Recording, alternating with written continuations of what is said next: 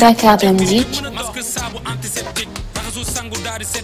Ouais, mais divers pas ça, chérie. Communiqué ministère de la santé.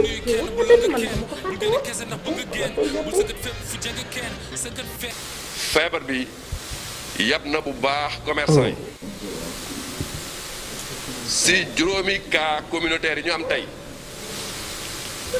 ñeent yi dañuy liggéeyee ci marché bon dëkk ñuy demander que ne solu masque bi ñu bañ ko bàyyi mukk si li jëm ci marché yi lii lay wax. respecté bu baax arrêté bi 5 cas communautaire.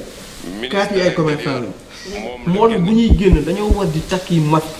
yoraale gel. beneen mbir boo xamante moytu ndaje yi bu baax xoolal li. lu am solo la 5 cas communautaire tey xam nga ne lii ëpp na.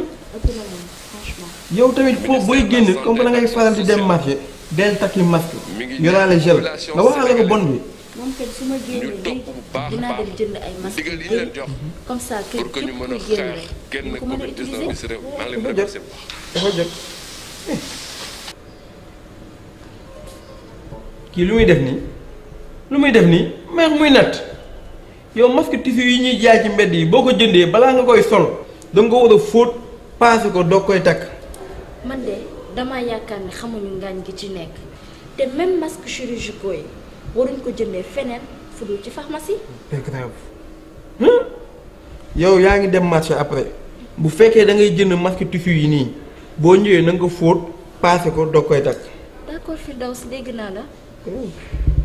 Dem Dikk TV, la première web télé des transports du Sénégal.